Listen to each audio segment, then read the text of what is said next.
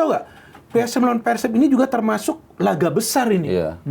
Terlepas sekarang posisi PSM lagi di bawah. Iya. Persib lagi di atas, tapi ini termasuk partai besar. Mantan jagoan-jagoan perserikatan kan? Iya, beberapa yang DM ke gue, speak up dong, ini Persib diuntungkan. Habisnya kepada-pada dalam hati gue masih Nggak, 1 minggu ngapain nggak gue ngomong juga. Tapi sekarang gue ngomong eksklusif di Okezo. Itu.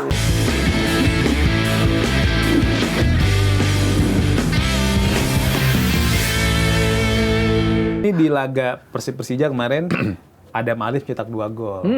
Ini kalau saya memprediksi Bung Binder, Bung Harpa, di luar dugaan lah, karena dari sekian banyak pemain Persib nih, ada Andrew Jung, ada Berguinho, ada William Harus, golin Adam Alif. Dan itu bukan 1, bahkan 2. Kalau kita lihat sebelumnya ketika Persib tandang ke Borneo juga, lawan Bayangkara juga golin kan? 1 gol 1 assist ya. Terus lawan Borneo juga dia golin kan. Berarti 4 gol udah ya? Iya udah 4 gol. Jadi di akhir-akhir musim dia malah accelerate ya? Accelerate tinggi kan, maksudnya sering. Kalau nggak salah 2 assist dia. 2 atau 3 assist, 2 ya. Benar. Terus juga lawan Borneo juga ketika laga krusial di Samarinda, dia golin juga tuh. Berarti kan kalau kita lihat Adam Alif nih produktif malah ketika menghadapi mantan klubnya kan. Borneo mantan klubnya, Persija mantan klubnya. Yang memang diperlukan. Nah, kan, sangat kan away itu. Sangat away kan di laga-laga away. Dan di saat bersamaan tapi Adam Alif nih nggak masuk. Belum. Daftar. Belum kan masuk bisa daftar panggil. Walaupun nanti ada update-nya ya. Akan ada tambahan pemain. Nah, kalau di daftar 23 pemain timnas Indonesia yang bakal seleksi di tanggal 26 sampai tanggal 30 Mei di Jakarta nanti belum ada tuh. Tapi kan juga dia bisa masuk mungkin nanti di FIFA Matchday, kita nggak tahu kan. Kalau Bung Binder, Bung Harpa melihat layak kan ya Adam Alif balik ke timnas?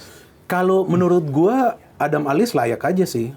Karena kan dia sekarang gelandang paling produktif lokal. Bukan cuma 4 gol di Super League, 3 gol di kompetisi di kompetisi antar klub Asia. Betul. Jadi bisa cetak 3 gol di kompetisi antar klub Asia, bagus lah. Udah ini player kan. Tapi kan seperti yang gue sering katakan, ya jangan juga kita memakai patokan performa pemain di klub sebagai pemain yang akan perform di timnas. Karena udah beda. Timnas pelatihnya beda, rekan-rekannya beda, konsep permainan beda, mungkin formasi pun berbeda, mungkin tensinya juga berbeda, bebannya juga lebih berat, ekspektasinya juga tinggi. Jadi ini semua kembali kita tunggu keputusan dari John Herdman, ya kan? Karena John Herdman ini, ya gue yakin lah, walaupun banyak yang kadang-kadang nggak sepakat dengan pemain-pemain yang dipanggil, tapi menurut gue fair lah. Pemanggilan pemain dia, walaupun ada Bang Harpa itu bilang, wah ini harusnya Ezra Walian, ya udah. Terus gue juga bilang, ini harusnya Teja Pakualam. Ya oke. 80-90% tuh ya udahlah, sesuai. Iya, nggak apa-apa lah. Sisanya 1-2 biasa kan. Biasa. Di seluruh dunia itu seperti itu. Pasti ada 2-3 pemain yang... Itu perdebatan. Dan yang bagusnya memang kita nggak selalu sepakat. Kalau nggak seru. Benar. Tapi tetap bersahabat. Tetap, nggak ada masalah. Orang PPN kan? Persatuan Pengamat Netral. Masa kita mesti ribut satu organisasi? Nah, jadi ini kita kembalikan ke John Herdman, ya kan, karena dia gelandang yang produktif lokal, ya. Kalau untuk Piala AFF menurut gua sah-sah saja dia dipanggil. Piala AFF nanti Bang, ya kan. Berikut kita lihat Teja. Teja kemarin itu ada 5 peluang Persija, 1 gol, 4 itu dia penyelamatan. Apalagi yang dari Aladin itu, yang jari-jari itu. Dari luar ya. Iya, betul. Ini kan bagus, tapi untuk sementara nih John Herdman manggil Riyandi. Nadio agak turun kayak Riyandi malah. Kemarin digradasi. Jadi hampir Solo kan? Iya. Solo. Jadi sekarang Riyandi sama Tejan yang mungkin bisa berubah. Kalau Cahya sama udah pasti udah Nadio tuh udah nggak mungkin. Udah nggak mungkin. Nadio cakep. Ya, Cahya untuk future goalkeeper. Ya, jadi udah dikasih duluan pengalaman. Jadi Riyandi turun terus, Teja apalagi kalau 2 pertandingan Teja itu perform, bukan tidak mungkin dia dipanggil. Seharusnya. Tapi kita serahkan ke John Herdman. Jadi gini, ini kan klaster yang mau dipersiapkan sebenarnya paling fokus ke AFF kan, which is pemain nasional, pemain lokal. Nah, kalau pemain yang diaspora atau yang merumput di luar negeri, itu gua rasa nggak terlalu banyak isu lah. Iyalah, itu aja dan tinggal lihat gimana Jai, sehat, telepon sekali 2 kali. Nah, di nasional ini fluktuatifnya lebih tinggi. Betul. Karena yang tadinya bagus misalnya bisa juga tiba-tiba turun kayak Riyandi misalnya. Iya, sekarang kan lagi menurun Riyandi. Iya, atau mungkin ada beberapa pemain lagi ya, gua nggak. Excel dipanggil kan? Excel yang tadinya nggak dipanggil. Jadi sebenarnya yang lebih perlu diperhatikan sama John Herdman ini pemain lokal karena dinamikanya lebih besar. Ya kayak Adam Alif setengah musim ketika John Herdman datang, mungkin dia nggak mempertimbangkan sama sekali Adam Alif, tapi kemudian di 3-4 bulan terakhir dahsyat. Bagus. Pasti dia dipertimbangkan. Perkara dipanggil atau enggak kita nggak tahu. Betul. Apalagi masih ada 2 pertandingan lagi. Kalau Adam Alif tiba-tiba gol match winner lah, atau dia bikin 2 kali gol, atau assist, atau apa, atau penyelamatan, bukan tidak mungkin dia dipanggil. Apalagi untuk AFF. Kan hanya lokal. Tadi Bung Binder udah kasih data primernya. Dia pemain yang paling banyak gelandang lokal yang paling banyak berkontribusi terhadap gol, dan mentalitinya bagus, dan dia salah satu pemain jebolan Piala Asia walaupun dia nggak main inti. Jadi pasti dia masuk pertimbangan. Apakah dipanggil atau enggak, seperti yang Bung Binder katakan, tergantung preferensi pelatih. Karena kadang-kadang banyak contoh lah, misalnya 98 Cantona nggak dipanggil, apa kurangnya Cantona? Lalu 2006 Maldini nggak dipanggil, tapi juara. Benzema nggak dipanggil 2018 juara. Kembaran gua kan. Benar. Tapi gua terima aja. Keren kan kembarannya. Karena Giroud yang dipilih. Benar. Dan Giroud apa? 1 shot on goal pun seingat gua dia nggak ada, tapi juara. Nah, jadi kita punya ruang-ruang diskusi, demokrasi, iya. Tapi pada akhirnya begitu dia netapin ini prajurit yang mau gue bawa, ya kita dukung. Udah itu aja. Betul. Jadi dan konsep dia kan kita nggak tahu. Udah beda lagi. Iya. Kayak tadi gue kita bilang Benzema lagi tajam kok nggak dipanggil, sama kayak Ezra. Walaupun menurut saya Ezra layak dipanggil, menurut Bung Binder nggak begitu. Menurut dia nggak. Nah itu gue yakin. Memang sih kalau mau pikir objektif, pasti John Hartman ada pertimbangan tertentu. Nggak mungkin dia nggak ngelihat statistik bahwa Ezra itu pemain lokal paling banyak dalam berkontribusi gol ya, assist dan gol. Pasti ada sesuatu. Nah itu yang harus kita hormati pada akhirnya nanti ketika AFF bergulir. Nih, Bung Binder, Bung Arpa, selanjutnya Persib Bandung kan akan tanda ke markas PSM ya, di tanggal di hari Minggu lah, tanggal 17. Tapi kalau kita lihat di 3 laga tandang terakhir Persib ke markas PSM, nggak pernah menang nih. Catatannya itu 1 imbang dan 2 kalah kan. Bahkan Persib pernah kalah 4-2 tuh di Liga 1 musim 2023-2024. Enggak, 2023-2024 malah. Ya benar, 2024 4-2. Di 2002-2023 tuh bahkan pernah kalah 5-1 Persib ketika tandang ke Makassar. Ya itu waktu sebelum Bojan. Atau pas Bojan baru gabung. Ya, baru gabung. Tapi belum berada di pinggir. Benar. Jadi terakhir ketika Bojan tuh 0-0 musim lalu. Oke. Apakah rekor pertemuan terdahulu akan berpengaruh kepada hasil akhir nanti, Bung Binder? Ya enggak juga, karena materi pemain kan sudah berbeda. Pelatih PSM juga sekarang bukan Tavares. Sekarang bukan Tavares, bukan Thomas Rucha. Udah caretaker kan, gue lupa siapa itu namanya. Udah caretaker sementara kan. Dan PSM itu sebetulnya dari segi permainan bagus menurut gue. Tim yang bagus sekali, tapi entah mengapa mereka dari hasil ini lagi mungkin gara-gara gaji kali ya, Bung ya, ngaruh juga. Ya nggak ngerti juga gue. Tapi secara permainan, secara materi pemain ini tim yang bagus ini. Cuman mereka kan lagi naik turun ya. Tapi ya gue hanya perlu menyampaikan pesan yang kemarin itu udah gue nyampaikan di platform gue. Yang harus fans Persib itu sadar bahwa Persib ini belum juara. Itu dulu, masih ada 2 pertandingan seperti yang tadi Bang Harpa ngomong, bahwa tentu pasti masih deg-degan. Dan ini karena Borneo juga menolak menyerah ya. Nah itu, Borneo kan menolak menyerah yang sebetulnya bagus, kan bikin seru. Jadi seru nih. Jadi ya ini Persib ini belum juara, dan PSM ini gue yakin nggak mungkin menyerah, karena itu pertandingan kandang mereka. Yang mereka ingin menang. Dan ini lu tau nggak, PSM lawan Persib ini juga termasuk laga besar ini. Terlepas sekarang posisi PSM lagi di bawah. Persib lagi di atas, tapi ini termasuk partai besar. Mantan jagoan-jagoan perserikatan kan? Iya betul. Ini termasuk partai besar. Jadi kalau menurut gue ini pertandingan akan berjalan sangat hebat ini. Dan mungkin banyak gol juga nih, karena PSM defense-nya kurang kuat. Persib biasa kalau away itu counter-counternya bahaya kan, seperti lawan Dewa bisa cetak 2 gol, lawan Persebaya 2 gol, lawan Bayangkara 4 gol. Persib tuh kalau di luar kandang counternya berbahaya. Ini pasti banyak gol, tapi bagi Persib ini kembali bukan pertandingan yang mudah. Bagi mereka bermain away. Nah, sebelumnya nih Bang, yang menarik, ya ini kan banyak narasi nih di sosmed. Sebelumnya ketika laga El Clasico ini dipindah ke Samarinda. Banyak yang tempo hari mengatakan, wah enak nih habis ini Persib dari Samarinda ke Parepare. Padahal kan dia balik dulu. Kan mau hotelnya mahal. Iya, mana mungkin tinggal seminggu di sana. Buang-buang duit ya. Nah, itu maksud gua, kadang-kadang kita harus mikir dulu sebelum kita ngetik. Ya, benar. Atau cari data dulu. Karena ada beberapa yang DM ke gua, speak up dong, ini Persib diuntungkan. Habisnya ke Parepare, dalam hati gue masih 1 minggu ngapain gak gue ngomong juga. Tapi sekarang gue ngomong eksklusif di Okezo. Itu ya kan. Ya, jadi artinya ini juga gak gampang bagi para pemain Persib.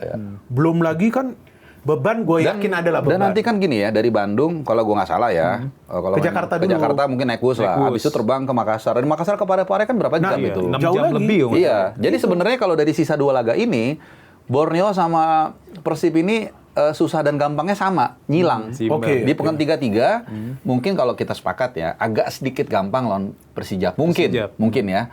Dan sebagai informasi kita semua tahu dua-duanya udah aman nih dari degradasi PSM dan Persija. Tapi di pekan pamungkas gantian Borneo yang agak challenging lawan Malut.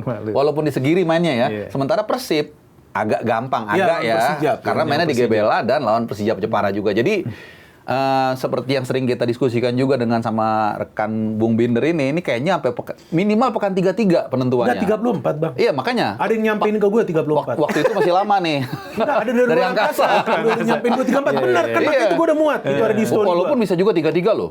Kalau misalnya Persib menang, Borneo kalah, langsung juara Persib. Ya belum juga. Kan udah head to head menang. Oh iya, head to head menang. Iya, udah bisa juga. Cuman kelihatannya 34 dari dua kelihatannya berat. 34 ini mau siapapun yang menang. Dan itu buat kita yang nonton, yang pecinta sepak bola, yang passionate senang melihat situasi ini gitu. Cuman repotnya kan pialanya mau ditaruh di mana? Kan biasanya dibikin duplikasi kan salah satu. Oh iya, biasanya gitu. Dua-duanya. Cuman kan bukannya nanti akan ada seremoni kan? Iya, untuk yang di mana orang-orang ya?